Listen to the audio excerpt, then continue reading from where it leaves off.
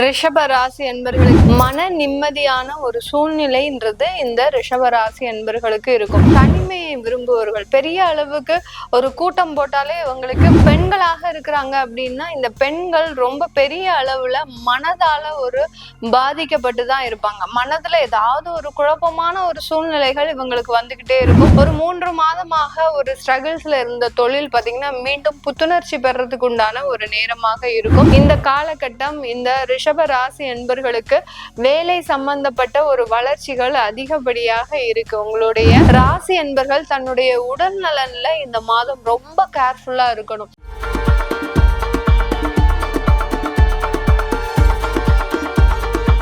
வணக்கம் நேர்களே, நான் உங்கள் ஆஸ்ட்ரோ பூர்ணா. இன்னைக்கு நாம பார்க்கக்கூடிய சிறப்பு பதிவு ஜூலை மாத பலன்கள். ஜூலை மாதத்துல கிரகங்களின் கோச்சார நிலவரங்கள் எப்படி இருக்க போகுது, அது ஒவ்வொரு ராசி என்பர்களுக்கும் என்ன மாதிரியான பலனை கொடுக்க போகுது அப்படின்றத இந்த பதிவுல நம்ம தெளிவா பார்க்கலாம்.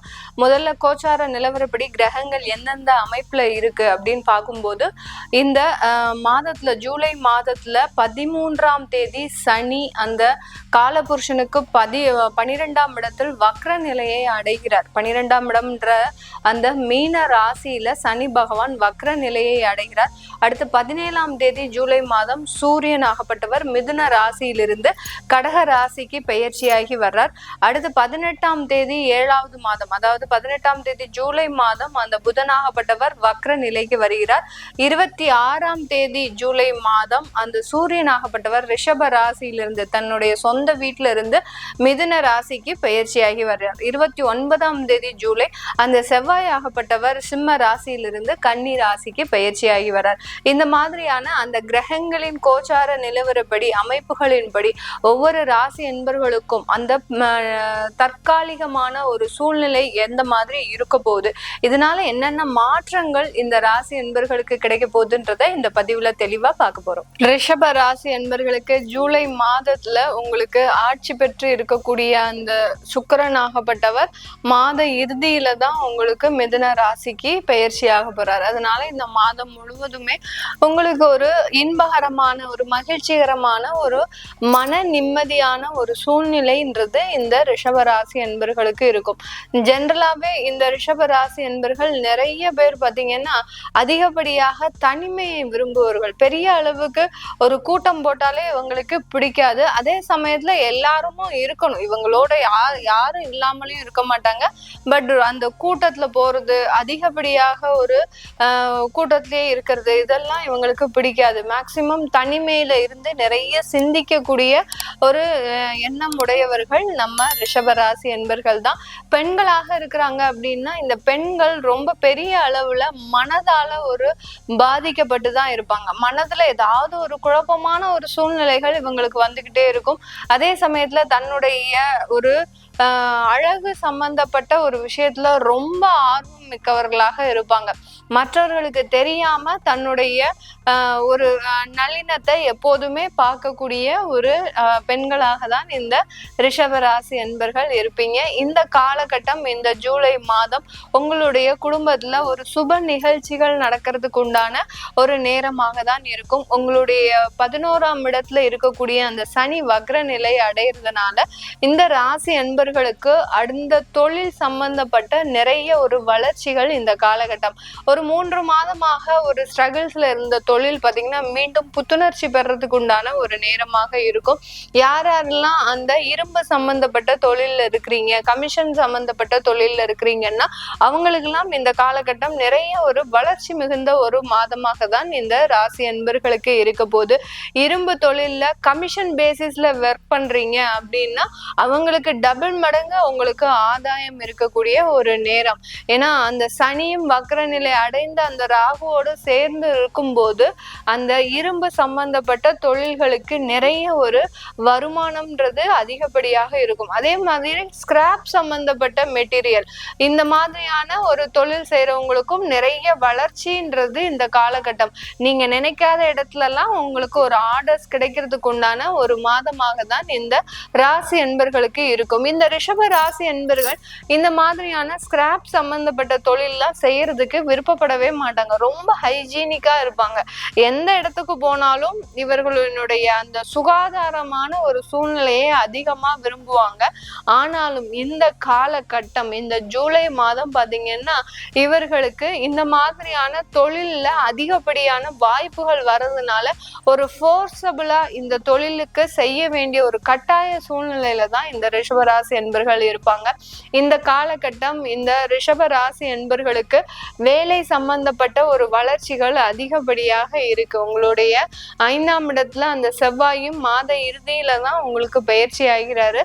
அதனால வேலையில நிறைய ஒரு மாற்றங்கள், அடுத்து வேலையில நிறைய ஒரு மதிப்பு, அங்கீகாரம் இதெல்லாம் கிடைக்கிறதுக்கு உண்டான வாய்ப்பு அதிகமா இருக்கு. நிறைய பேருக்கு உயர் பதவிகள்ன்றது இந்த காலகட்டம் கிடைக்கிறதுக்கு உண்டான ஒரு நேரமாக தான் இந்த ராசி என்பர்களுக்கு இருக்க போது. உயர் பதவிகள்னா பாத்தீங்கன்னா நீங்க ஒரு ஸ்டேஜ்ல ஒரு பொசிஷன்ல ரொம்ப வருடமா வேலை பார்த்துட்டு இருப்பீங்க. திடீர்னு உங்களை ஒரு ரெஸ்பான்சிபிலிட்டி அதிகமாக்கி அந்த பிரான்ச்சையே பார்த்துக்கணும், இல்ல பாத்தீங்கன்னா இன்னொரு இடத்துக்கு உங்களை போக சொல்லி அந்த இடத்துல நீங்க ஒரு தலைமை அதிகாரியா இருக்கணும் இப்படின்ற மாதிரியான பொறுப்புகளை சுமக்கக்கூடிய ஒரு மாதமாக தான் இந்த ராசி என்பர்களுக்கு இருக்க போது. பேங்கிங், அடுத்து பாத்தீங்கன்னா இன்ஸ்டிடியூஷன் வைஸ் ஒர்க் பண்றவங்களுக்கு அது இந்த காலகட்டம் ஒரு நல்ல ஒரு வளர்ச்சி மிகுந்த காலகட்டமாக இருக்கும். நல்ல ஒரு ஜூனியர் எக்ஸிகியூட்டிவா இருக்கிறவங்க பெரிய அளவுக்கு மேனேஜர் லெவலுக்கு ஒரு பதவி உயர்வு அடைவதற்குண்டான ஒரு நேரமாக தான் இந்த ராசி என்பர்களுக்கு இந்த ஜூலை மாதம் அமைப்புகள் மிக சாதகமாக இருக்கு. எந்த மாதிரியான இதனால இது எதனால வருது அப்படின்னு கேட்டீங்கன்னா உங்களோட 2ஆம் இடத்துல சூரியன், குரு, சனி 11ஆம் இடத்துல வக்ர நிலை அடைகிறதுனால அந்த அமைப்புகளுக்கு அதிகப்படியான ஒரு முக்கியத்துவம்ன்றது இந்த காலகட்டம் அதிகமாக இருக்க போது. அதே சமயத்துல இந்த ராசி என்பர்கள் தன்னுடைய உடல் நலன்ல இந்த மாதம் ரொம்ப கேர்ஃபுல்லா இருக்கணும். ஏன்னா இடைவிடாத உழைப்பு, 24 மணி நேரமும் ஒரு உழைப்பு, ஒரு தூக்கம் இல்லாமல், ஒரு ரெஸ்டே இல்லாம நீங்க அதை செய்யும் போது அதுல உடல் நலன்ல அதிகப்படியான தொந்தரவுகள்ன்றது இந்த ராசி என்பர்களுக்கு இருக்கக்கூடிய ஒரு மாதமாக இருக்கும். அதனால அதிகப்படியாக நீங்க யோகா போன்ற சில மெடிடேஷன் சம்பந்தப்பட்ட ஒரு முயற்சிகள் எடுக்கிறது நல்லது. இல்ல ஸ்பிரிச்சுவல் எனர்ஜி எடுத்துக்கணும். அதாவது வீட்டுல விளக்கேத்துறது, அடுத்து பாத்தீங்கன்னா வாசனை திரவியங்களை யூஸ் பண்றது. வாசனை திரவியங்கள்னா உங்களுக்கு இந்த சாம்பிராணி போடுறது, அதாவது செவ்வாய் வெள்ளிக்கிழமை சாம்பிராணி போடுறது, இந்த மாதிரியாக அந்த மைண்டை எப்போதுமே பாத்தீங்கன்னா நீங்க பாசிட்டிவா வச்சுக்கணும். வீட்டுல எப்போதுமே ஒரு தெய்வ பாடல்கள் ஒழிச்சுக்கிட்டே இருக்கிறது, இதெல்லாம் இந்த ரிஷபராசி என்பர்கள் இந்த மாதம் செஞ்சுக்கிட்டீங்கன்னா கண்டிப்பாக உங்களுக்கு ஒரு நல்ல ஒரு பாசிட்டிவ் எனர்ஜின்றது இந்த மாதத்துல மிக அருமையாக கிடைக்கிறதுக்கு உண்டான ஒரு நேரமாக இருக்கும். ஏன்னா வருமானம் வரப்போகுது, உழைப்பும் இருக்க போது, நல்ல ஒரு உயர் பதவி, ரெஸ்பான்சிபிலிட்டிஸ் எல்லாமே உயர்ந்த நிலைக்கு நீங்க வரக்கூடிய இந்த நேரத்துல உங்களுடைய ஹெல்த்தையும் நீங்க பார்த்துக்கணும். சுவர் இருந்தாதான் சித்திரம், அந்த மாதிரி தான் அந்த ஹெல்த் ரிலேட்டட் இஷ்யூஸ் இருக்கும்போது ரொம்ப கேர்ஃபுல்லா இருந்தீங்கன்னா கண்டிப்பா அதுல ஒரு நல்ல முன்னேற்றம்ன்றது இந்த ராசி என்பர்களுக்கு மிக அருமையாக கிடைக்கக்கூடிய ஒரு நேரமாக இருக்கும். வெளிநாடு சம்பந்தப்பட்ட சில வாய்ப்புகள் இந்த காலகட்டத்துல பாத்தீங்கன்னா சில பேருக்கு நீங்க எதிர்பார்க்காமலேயே உங்களுக்கு ஒரு சின்ன ஆஃபர்ஸ் வரும். ஏன்னா ரொம்ப வருஷமா ட்ரை பண்ணிட்டு இருப்பீங்க.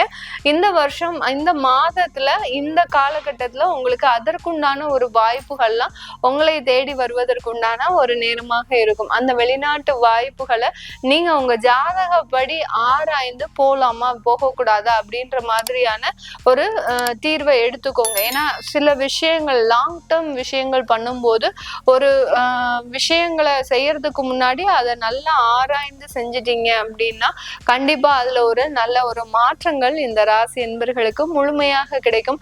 வெளிநாட்டுல வேலை செய்யறவங்க, தொழில் செய்யறவங்களுக்கு எல்லாம் பாத்தீங்கன்னா ஒரு நல்ல ஒரு ஏற்றமான ஒரு காலகட்டம் தான். உங்களுக்கு எதிர்பாராத ஒரு விதமாக சில இடத்துல இருந்து ஒரு ஆஃபர்ஸ் வரும், கண்டினியூஸ் ஆஃபர்ஸ் வரும். இது நாள் வரைக்கும் இந்த வேலையெல்லாம் கிடைக்குமா அப்படின்ற மாதிரியான ஒரு எதிர்பார்ப்பு இருந்த இந்த ரிஷபராசி என்பர்களுக்கு இந்த காலகட்டம் அந்த ஆஃபர்ஸ் வரவும் உங்களால என்ன சொல்றதுன்னே தெரியாது. அந்த மாதிரி திக்குமுக்காடக்கூடிய ஒரு சூழ்நிலை. போலாமா வேண்டாமா, இது நிஜமானதுதானா, இல்ல அவங்க நம்மளை கூப்பிட்டு கடைசி வேண்டான்னு ரிஜெக்ட் பண்ணிடக்கூடாது, இப்படின்ற மாதிரிலாம் இருக்கக்கூடிய ஒரு சூழ்நிலையாக இருக்கும். அதனால இந்த ரிஷபராசி என்பவர்களுக்கு வெளிநாட்டுல வேலை பண்றவங்களுக்கு இந்த காலகட்டம் மிக அருமையான காலகட்டம்.